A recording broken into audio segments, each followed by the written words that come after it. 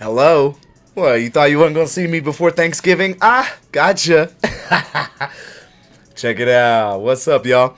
Hey, it's Cameron. This is Power Inherent in the People, where we learn how to be free and we enforce it. This is going to be, of course, our part 6 into the most sacred liberty, your right to locomotion. So what I want to do is I want to jump right into it. Don't want to waste your time. Let's go. All right, let's get this little thing up off of there. All right, here we go. So I think we left off right here on one of the most important aspects as far as some case law, which is, but unless or until harm or damage, which is a crime, is committed, there is no cause for interference in the private affairs or actions of a citizen. Shout out, Luis. You already know what's up, bro. 56 Am Juris 2D, Municipal Corporations, etc. Section 396, my favorite numbers, et sic. Quote, municipal police regulations must also operate in a manner that is not arbitrary, oppressive, or fraudulent. Unquote. City of Russellville versus Vulcan Materials Co. and several others. Quote, municipalities may enact ordinances pursuant to their police power, subject to constitutional limitations, that they be not arbitrary or capricious. Unquote. 515 Associates versus City of Newark. Now, why I think that one is really important is the aspect that we've had a lot of people in the comments. Actually, I won't say a lot because we've actually been presenting the information good enough, or at least this has, for them not to really combat with us too much. You know, there's a couple in there that says it here and there. But again, municipalities may enact ordinances pursuant to their police power, but it is still subject to constitutional limitations that may not be arbitrary whatsoever. So again, that pursuit of life, liberty, and happiness, the aspect that we already have a right to travel. So trying to put in a police power that overrides that is null and void. Quote, the police power exercised by localities is subordinate to the equal protection and guarantees of the federal and state constitutions. Hicklin versus Orbeck and several others. As a short corollary, saving exciting discussions, see section on anatomy of a traffic infraction at 56 Am Juris 2D Municipal Corporations at section 396 above. The question of harm is raised. The question or statement of harm raises in a criminal context the rule of corpus delicti. The rule of corpus delicti demands that the crier show proof that some actual injury has been sustained. So the question begs, in a criminal traffic prosecution against the unaware traveler who thinks a license is mandatory, what exactly was the loss incurred by the crier? The state? Immediately, there are only two suspect yet undisclosed potential losses. Number one would be the loss of revenue. Two, failure to maintain the business in conformance with state policy mandate. More to the point, corpus delicti, in a legislative context, means an injury, malum prohibitum, which means violation of a legislated policy, i.e. loss of interest. It does not import actual physical loss. The whole act rule. And Expressio, unius et exclusio ratorius. This chapter is dedicated to the summation that all law supports all law. It does not matter the type of law, commercial, civil, criminal, common, or tort. All law is somehow and somewhere dependent on other forms of law. I'm going to pause there for a second. So now you see why it's important to know all the aspects of law. You can't just know criminal law. You can't just know statutory, municipal law, administrative law. You got to know all the forms of law, okay? You got to know about the commercial, civil, criminal, common, and tort, as well as UCC. And the only reason I'm pausing here and bringing me up on full screen is for those that are in the comments giving suggestions to people about advanced things such as UCC and methods, we're going to get there, okay? We're going to get there, but we got to move into it. You can't just give it all and have people confused. We got to get into it. So For instance, criminal trespass lends itself to civil tort. Maritime law lends itself to commercial trade. While this writing is prejudiced to common law travel, constructive rules of law still apply. The whole act rule is based in part on these two Latin maxims of law.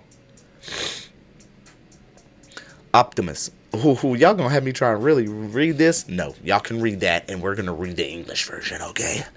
The best mode of interpreting laws is to make laws agree with laws.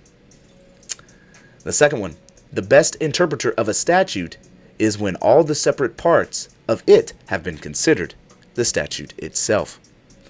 So, the basic introduction to the whole act rule is stated thus, quote, statutes in pari materia must be construed together. Statutes in pari materia are those which relate to the same person or thing, or the same class of persons or things. And in construing a statute, or statutes, all acts relating to the subject or same subject matter of having the same purpose should be read in connection therewith as together constituting one law.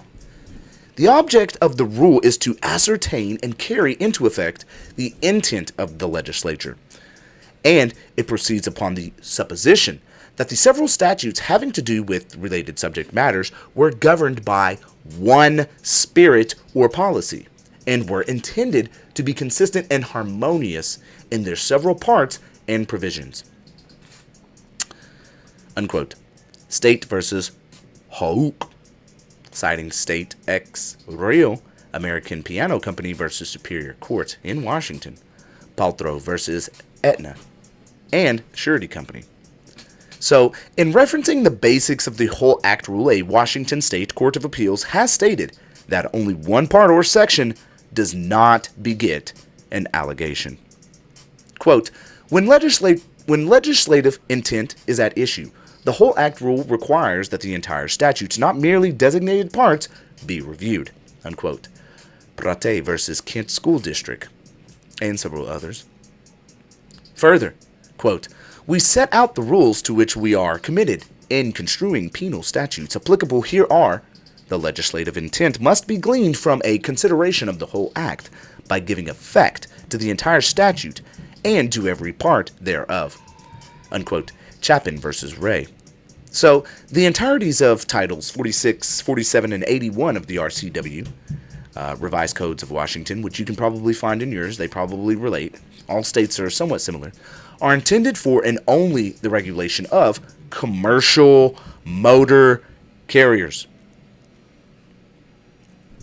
Again, the entireties of Titles 46, 47, and 81 RCW are intended for and only the regulation of commercial motor vehicle carriers. Whereas every chapter, subchapter, section, subsection, paragraph, and subparagraph, part, and subpart of Titles 46, 47, and 81 is and can only be enforced on commercial enterprise. Now, you may be saying, well, they still force it upon us, Cameron. They still force it upon us. We're going to get to the aspect of the corporation that was made for you, for your benefit, and then the private living man, the soul, the entity, the encompassing aspect that can never be, right? Controlled, administered, regulated, okay? Unless, of course, crimes committed. Let's see. Quote, in placing a judicial construction upon a legislative enactment, the entire sequence of all statutes relating to the same subject matter should be considered.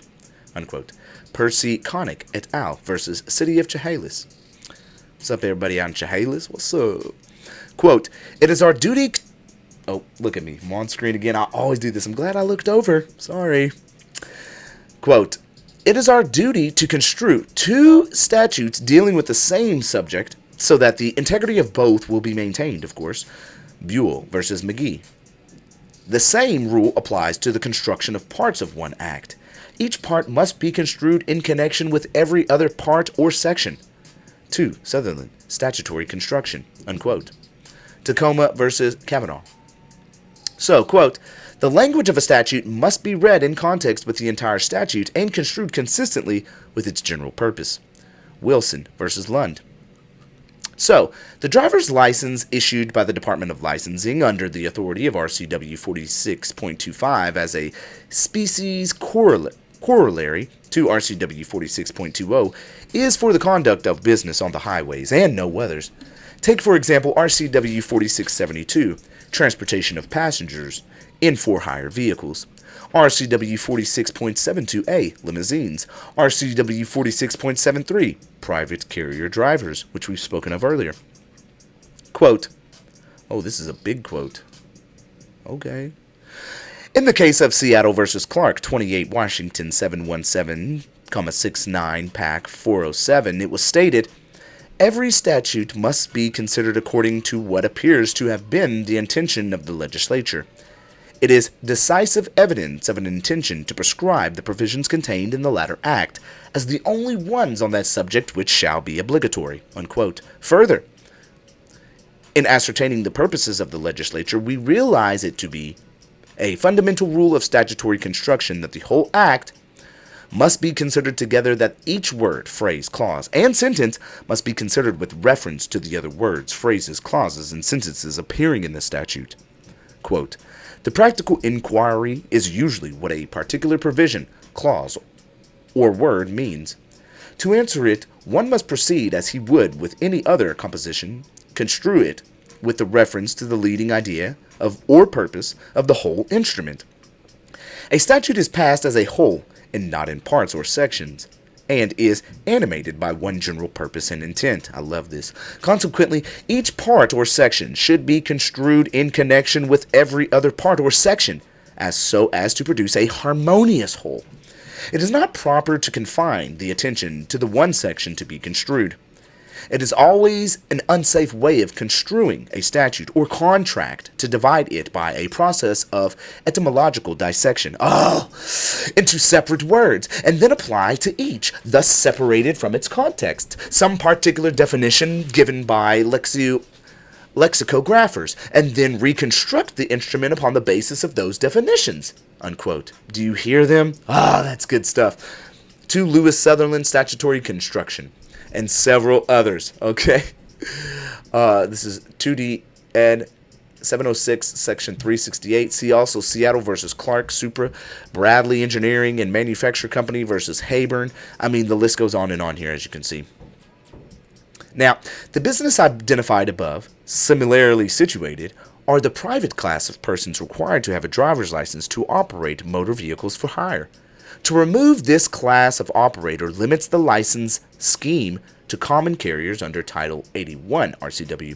The whole Act rule depends respect on this issue. In determining legislative intent, with which we are here concerned, we are not limited to the provisions of the Act being construed, but may consider the general provisions of the criminal statutes. State versus Burgess. 111 Washington 537 191 Pac 635 59 WN 2D 459 in the matter of the application for a writ of habeas corpus of Ben Omar Chapin versus B.J. Ray. In the usual case, if the statute's language is plain, the sole function of the courts is to enforce it according to its terms, without reference to its legislative history. United States versus Ron Pear, Inter, Inc., 489 U.S. 235 241 1989. Quotation omitted. This rule results from deference to the supremacy of the legislature, as well as recognition that congressmen typically vote on the language of a bill. Lamai versus United States Trustee, 540 U.S. 526 538 in 2004. Where the plain meaning of a statute is clear, we are not free to replace it with an unenacted legislative intent. Ooh, that's a big one. Where the plain meaning of a statute is clear. Listen to this one, Luis. We are not free to replace it with an unenacted legislative intent. INS versus Cardoza, Fonseca, 480 U.S. 421 453 in 1987. Scalia J. concurring. Quote, if Congress enacted into law something different from what it intended, then it should amend the statute to conform it to its intent. Unquote. For 540 U.S. at 542. Further, quote, like most principles of statutory construction, judicial deference to the plain meaning of a statute is not an absolute. One exception consists of those rare cases when a statute's plain text produces a result demonstrably at odds with the intentions of its drafters, and those intentions must be controlling. Unquote. Isn't that nice to hear? Griffin versus Oceanic Contractors Incorporated, 458 U.S. 564, 571, 1982. And this was in the actual owner-operator independent versus United Van Lines, United States Court of Appeals for the 8th Circuit in 2009. So, the case citation directly above tells us that, on the topic of driver's license, when RCW 42.20, and I'm sure there are several, you can go look up RCW 46.20, look at the language, try to find the same language within your own codes, statutes, right? That's essentially how you would do it, or how I do it, is read to its noticed language. There is no mention of business or commerce when the statute says that no person may operate a motor vehicle without a license. But when one considers the case above, where the court stated, when a statute's plain text produces a result demonstrably at odds with its intentions of its drafters, which means that the application of the statute affecting the right to private use of the highways is demonstrably at odds with the intent of the drafters. To conclude otherwise is to admit that the legislature intended to engage in converting a protected right into a mere privilege. So, the implication of the whole Act rule demands we attach RCW 46.20 et seq to all other related statutes, which includes RCW 46.25. In the state's defense, and only on this point, the fact of having two separate statutes for application of a driver's license is clear and convincing proof that the legislature recognizes and intended to delineate between common carriers, RCW 46.25, and private carriers, RCW 46.20. Only there is no other statute for common law travelers. Why? Because it's a right. They can't put it within there. They don't mix at all. Quote, for purposes of the present case, the key phrase, obviously, is relating to. The ordinary meaning of these words is a broad one, to stand in some relation, to have bearing or concern, to pertain, refer, to bring into association with or connection with Black Law's Dictionary, 5th edition in 1979. I don't know where this was supposed to be at. This is kind of weird. Okay, we'll try and figure it out. I guess it just belongs. Okay, it's weird. This passage supports the district court's conclusion that the phrase related to in the express preemption clause at 49 United States Code section 14501C1 should be broadly construed.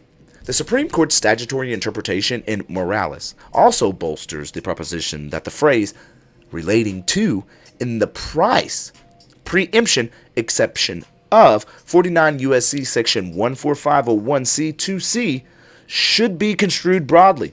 The Morales court effectively equated the words related to and relating to, even though the phrases were found in different acts, i.e. the ADA and ERISA. See 504 U.S. at 383-86 or through 86. Similarly, we should not differentiate these phrases in the ICCTA, especially when they are found in the same statute. It is true, Morales construed relating to with regard to the breadth of preemption, not the breadth of an exemption to preemption, which is at issue here. But the principle is the same.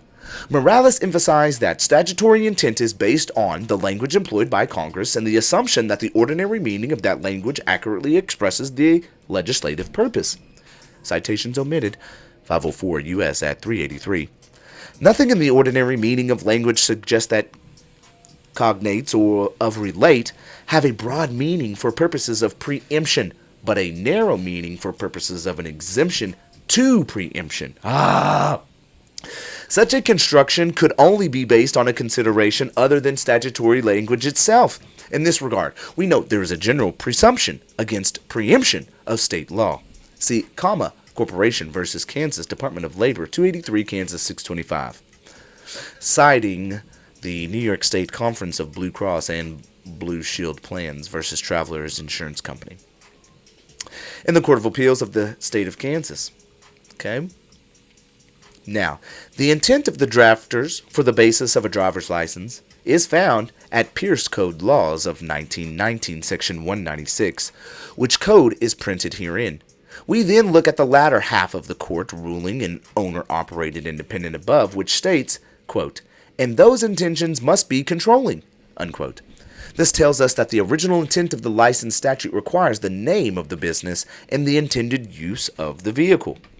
Quote, congressional intent has been traditionally determined by an examination of the language and focus of the statute, its legislative history, and a consideration of its statutory purpose, unquote.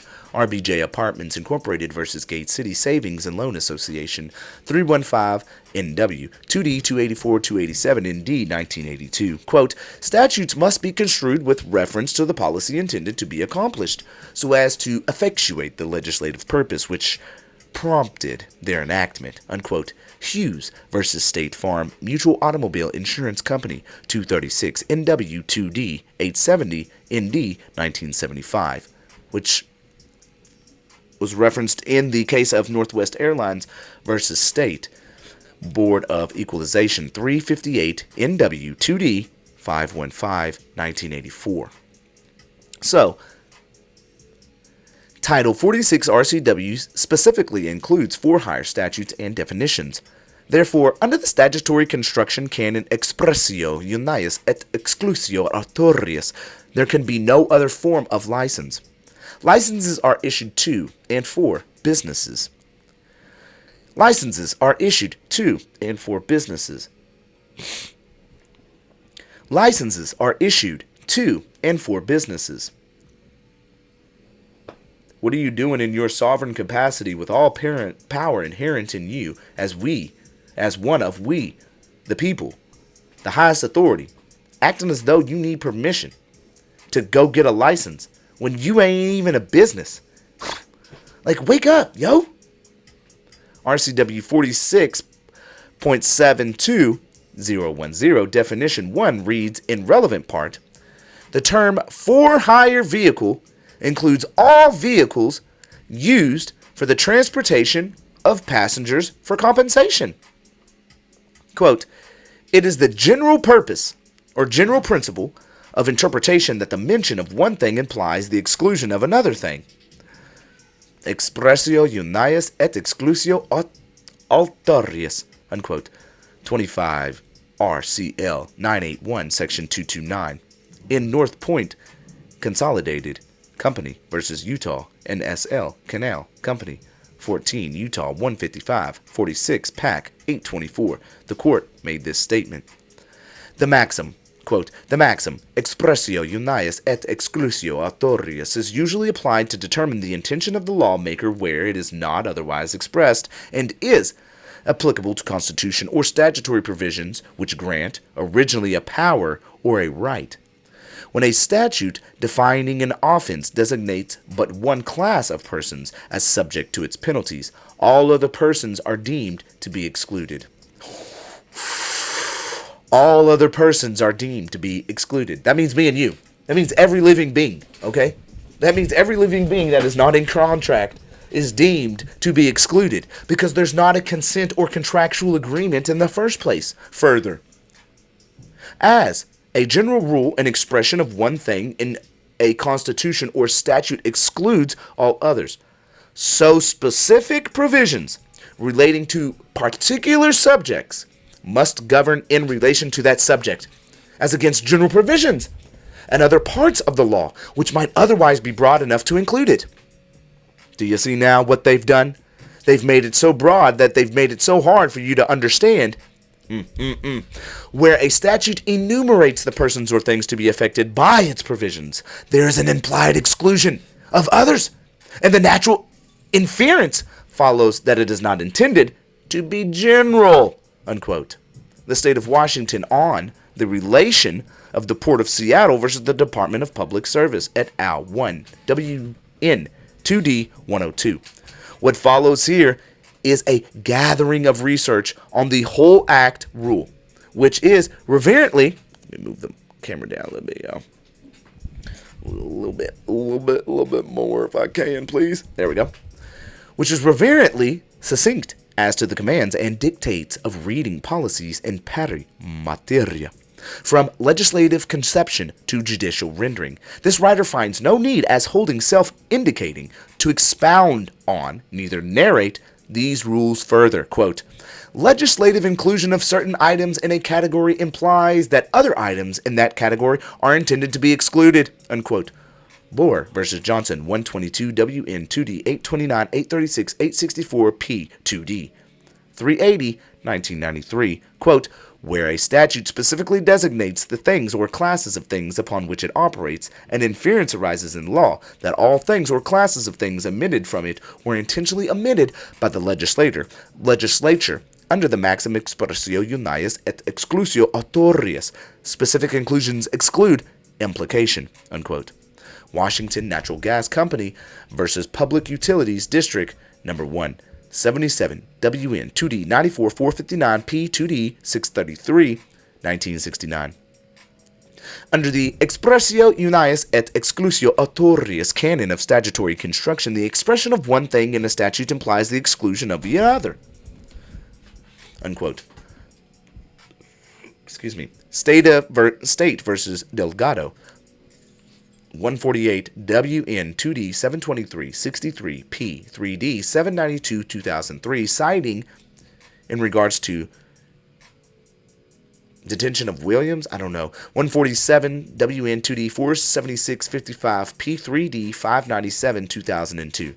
The reason I'm reading these out like that is because if anybody utilizes a transcript and utilizes AI to formulate their own things, I want to be able to have the AI just be able to reference that.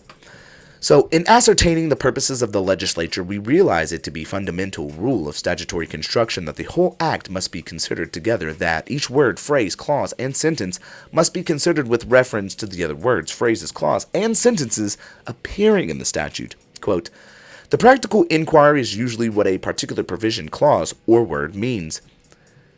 Further, to answer one must proceed as he would with any other composition. Construe it with reference to the leading idea or purpose of the whole instrument, unquote. A statute is passed as a whole and not in parts or sections, and is animated by one general purpose and intent. Consequently, each part or section should be construed in connection with every other part or section, and so as to produce a harmonious whole. Harmonious whole. You can't be out here conflicting in your statutes. And that is a quote, of course, by State Ex Rail, Port of Seattle versus Department of Public Service, 1 WN 2D 102. In construing a statute and ascertaining the legislative intent, certain rules are observed by the courts. Now, again, the reason why we're going through all this is because the intent of the legislature was never to go against the people. It was never to make us, the highest of authority, fall in line to conform. It was always the business. It always will be the business. To this day, it is the business. The only aspect is, are we going in representing the all caps, or are we separating ourselves from the living man that we truly are, right?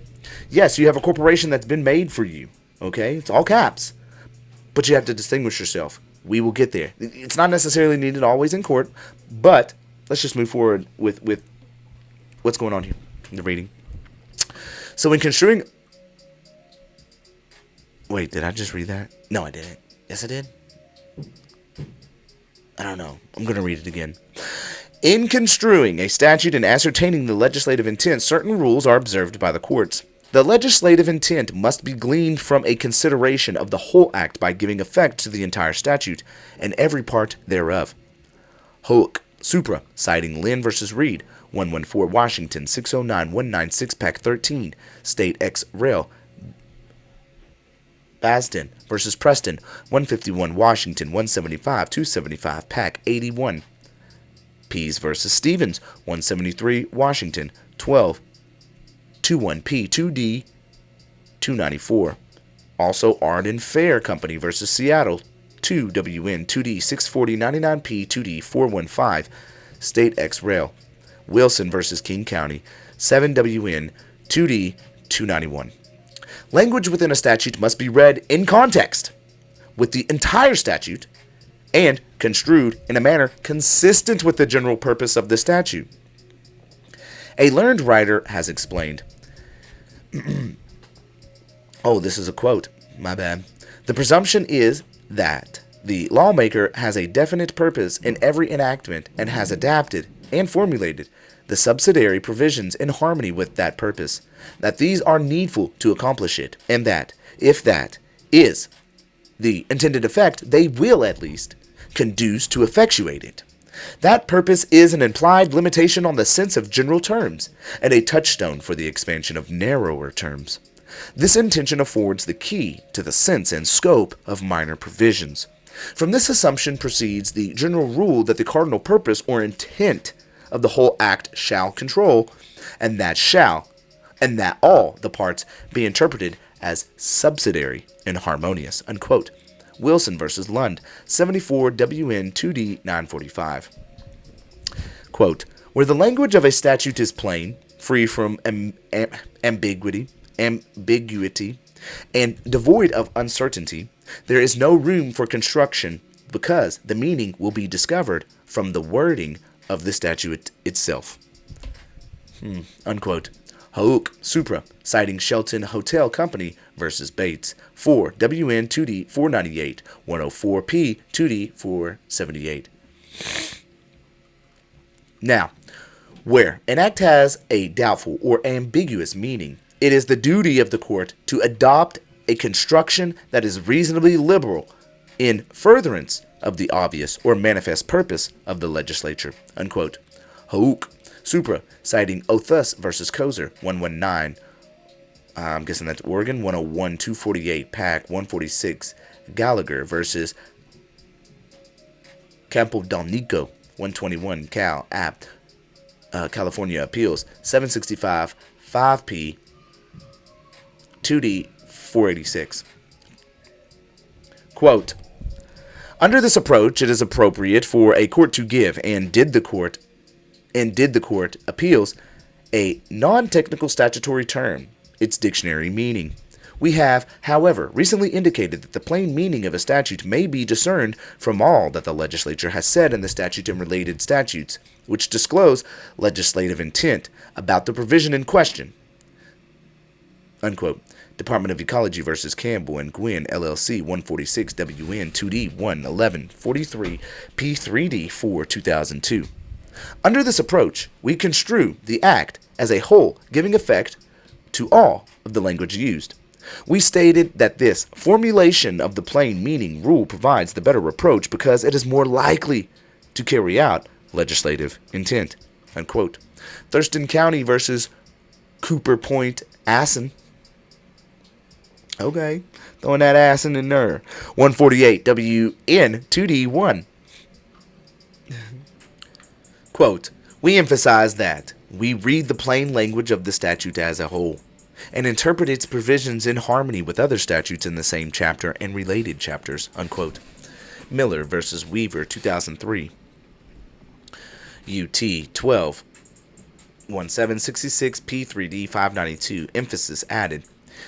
In so doing, we adhere to the cardinal rule that the general purpose, intent, or purport of the whole act shall control, and that all the parts be interpreted as subsidiary and harmonious to its manifest object, unquote. ID citations omitted. Therefore, to avoid interpreting the statute in a piecemeal fashion, we interpret the terms of the act as a comprehensive whole. Business Aviation of San Diego, or SD, could be South Dakota, Inc. versus Medivest, Inc. 882 P2D 662, Utah, 1994. So, generally, the first step a court takes when reviewing The meaning of a statute is to look into the plain meaning of its terms. State versus Verjurmistad 114 WN 2D 828 791 P2D 897 in 1990. So you see what's going on now. Now we're getting into that deep stuff that they don't talk to you about. This is that deep stuff that they ain't going to talk to you about.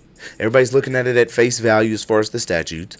All those people that be talking down on us and saying you can't do this and you can't do that, it's really based off of a lack of intelligence of the deeper aspect on how the courts work itself. If we are unable to go to these type of depths of law, and because we don't understand it, but if we don't go into that as far as the court is concerned, do you see how they can catch us up?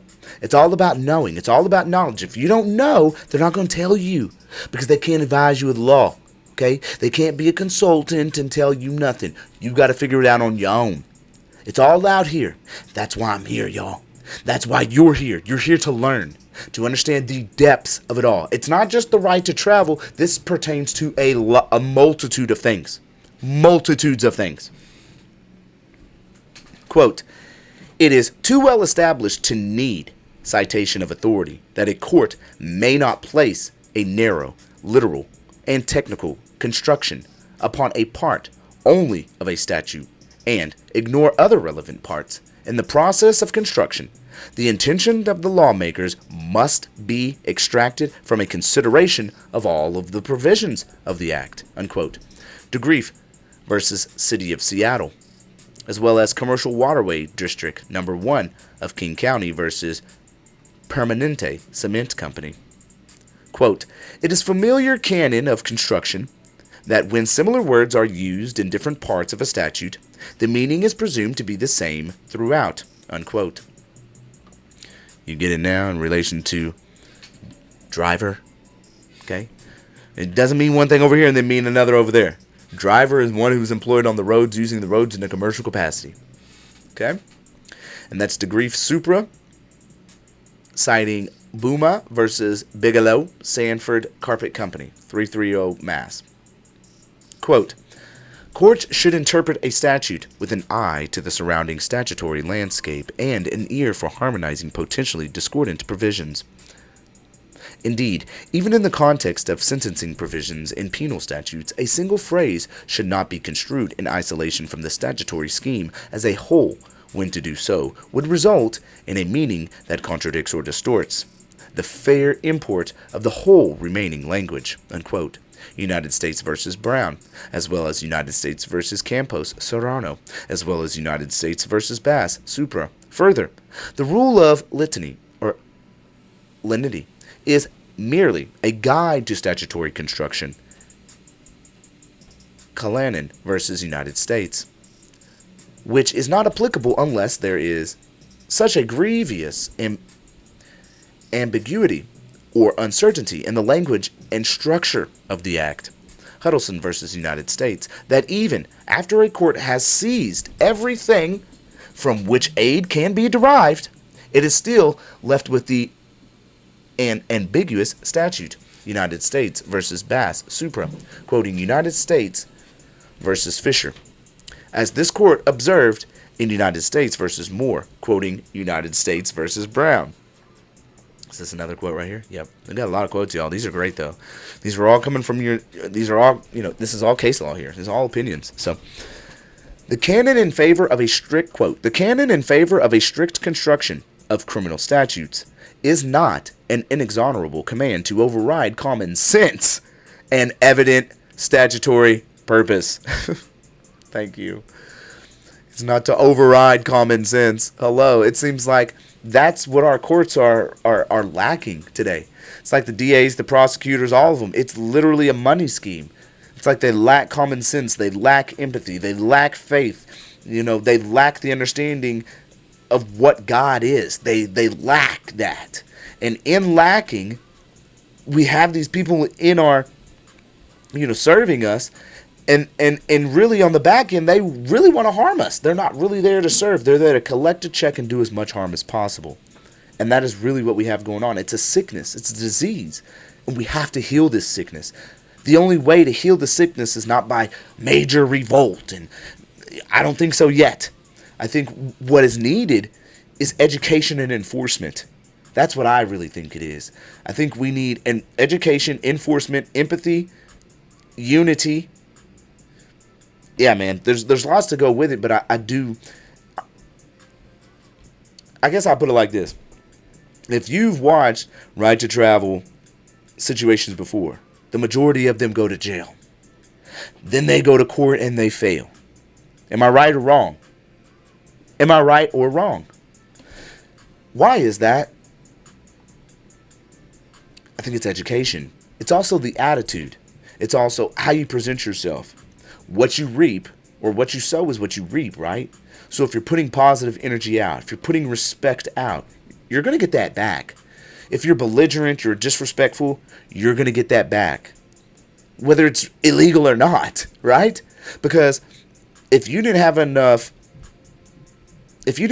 respect within yourself to respect another, regardless if they're doing something wrong or not, you should just let them, But regardless if they're doing something wrong or not, I'm losing my train of thought here. You get what I'm saying? It's like, you reap what you sow. And it is what it is, man. Because most of them don't even have the intelligence to move forward. Or I won't say intelligence, that's wrong. Knowledge and education to be acting like that to then go after them. At least pro se, they may hire an attorney, but they can't do it themselves. They got to depend on someone else and become a ward of the court, which is what I don't want. Well, me personally, I never want to be the ward of a court. I never want to be subject to another. I will never put myself in to say, yes, I need someone to represent me. I am the I am. I am the top. I don't need anybody to represent me. I can have somebody go work for me, but to represent me? Never. Quote, so to override common sense. Nor does it demand that the statute be given the narrowest meaning. Oh, so don't just try and narrow it down to what you wanted either. It is satisfied if the words are given their fair meaning in accord with the manifest intent of the lawmakers. See also, United States versus Naftalin, United States versus Colbert, Scarborough versus United States, Ionelli versus United States, man, United States versus Moore. There's so many. Let's start this one over and do it again.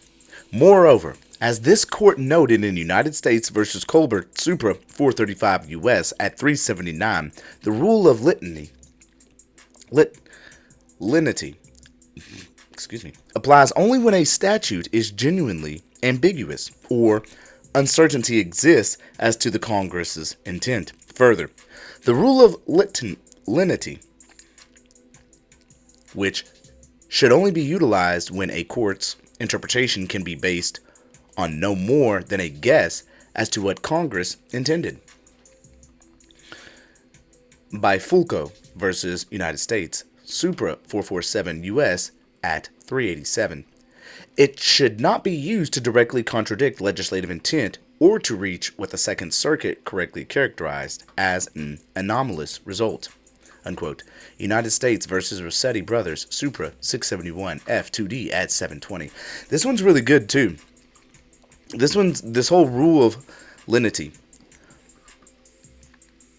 I like this one. This one could be used in several different aspects because, I'm going to wait on going into that one. So, United States of America versus RSR Corp. in the Supreme Court of the United States, October term, 1982. The Solicitor General on behalf of the United States of America petitioned for a writ of certiorari. I forget how to say that. I've heard it before, but I forget how to say it. To the United States Court of Appeals for the Fifth Circuit. Now, a court should presume that every word has some meaning and avoid rendering any word nugatory. Tiger Stadium Fan Club Incorporated versus Governor 217 Michigan Appeals. Legislative intent is to be found in the terms and arrangement of the statute without straining or refinement, and the expressions used are to be taken in their natural and ordinary sense. Gross versus General Motors Corp. The primary goal of statutory interpretation is to ascertain and give effect to its legislative purpose. Hayworth, Inc. versus Wicks Manufacturing Company. The language of the statute itself is the primary indicator of legislative intent. Folan's Jewelry Brokers, Inc. versus City of Warren. If the plain and ordinary meaning of the statute is clear, judicial construction is normally neither necessary nor permitted. Department of Transportation versus Thrasher. Quote, the title or caption of an act may be properly considered to aid in the construction of a statute and to show intent of the legislature. Lindsay versus Southern Farm Bureau. When interpreting the meaning of a statute, certain basic principles must be observed.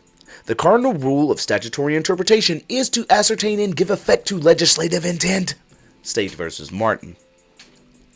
Typically, legislative intent is determined by applying the words used by the General Assembly and their usual and ordinary significance.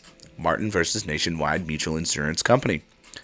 Resort to subtle or forced construction for the purpose of limiting or expanding the operation of a statute should not be undertaken. Whoa, should not be undertaken. For the purpose of limiting or expanding the operation of the statute should not be undertaken.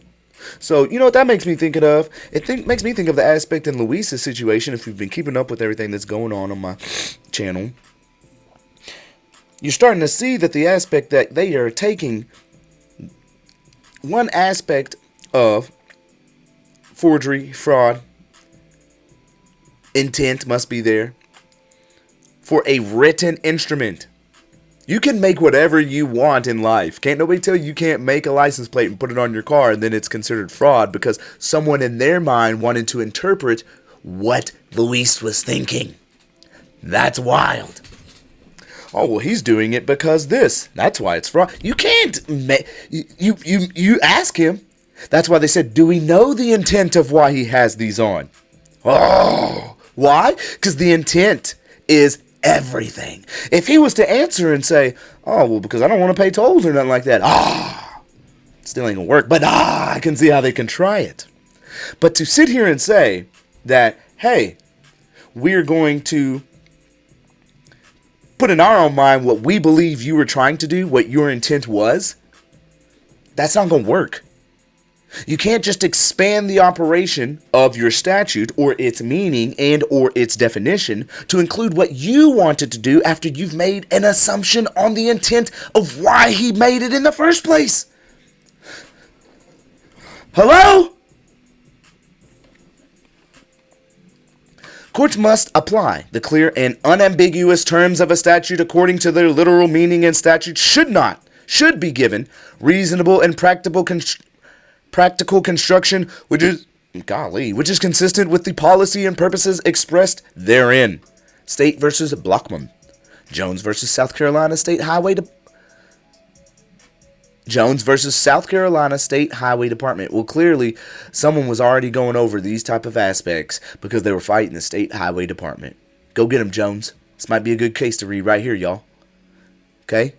What is this? Jones right here? This one right here? Might be a good one to go read and understand a little bit more. Rules of construction are but guidelines by which to arrive at legislative intent and must be applied with care and with due regard to common sense. A study not only of the rule, but the cases applying them, and attention to the purpose of Congress, prior tariff acts, background information, and legislative history are important to this area. L.R. Markell et al. Versus United States. It is a primary function of the courts to determine legislative intent. United Metal Goods Manufacturing Company versus United States. The first source for the determination of that intent is the statutory language, which is presumed to be used in its normal sense. The statute is to be used in its normal sense. If forgery is used in its normal sense for people who use written instruments, modify them, forge those written instruments to defraud, going out to defraud someone intentionally, you must be having the intent to defraud, willingly, knowingly, and intentionally must be, it must be there. You can't just come out and say, oh, well, he has these private plates on, and Evers thinks it's because he doesn't want to use the roads doesn't want to pay for tolls or anything like that. Bro, you can't bring your own intent. You can't make up an intent. It's crazy, bro. It's wild.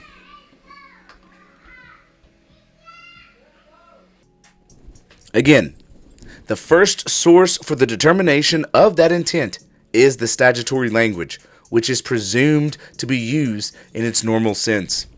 The normal sense was always for the business. It was never intended, as far as, right to travel, licensing and all that, for the individual. United States versus Esso Standard Oil Company. And then it says down here, it is the duty of the court to adopt the rule of construction which will give effect to the intention of Congress as ascertained. United States versus American Express Company. Which one is this? Okay. So, in the presence of ambiguity, I hate that word, y'all, can't you tell? In a statute, the fact that inconsistent or absurd results may flow from one construction and not another will often lead the court to adopt the latter as most likely expressing the legislative intent. Cohen versus Rosenberger versus United States.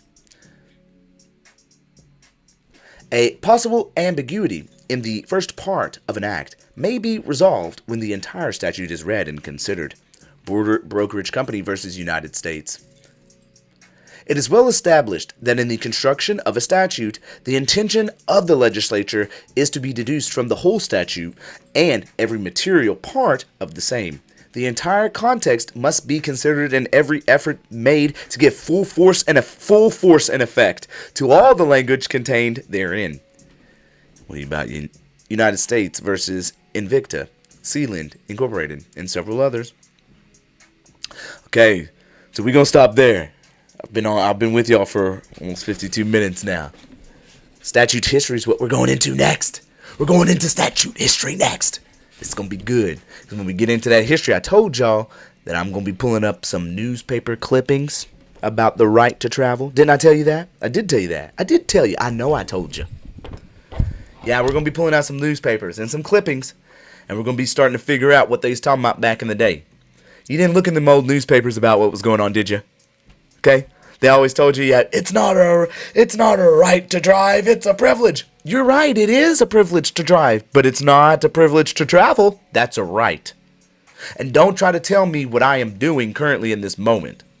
Just because you don't know the definitions in relation to drive, as far as your municipality and the administrative statutory court in which you write tickets over and send them over to, just because you don't understand, well, you're driving right now. No, I'm not. Here, let me pull out Black Law's dictionary for you and show you. Why don't we start having, I would say if anybody's going to, why not pull it? If you're going to be out here right to travel, go ahead and get your Black Law's dictionary. Pull it out. Or just don't argue at all.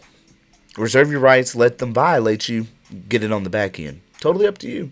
I can't tell you what to do. It's up to you to do what you want to do by retaining knowledge. Peace and blessings. I love all of you.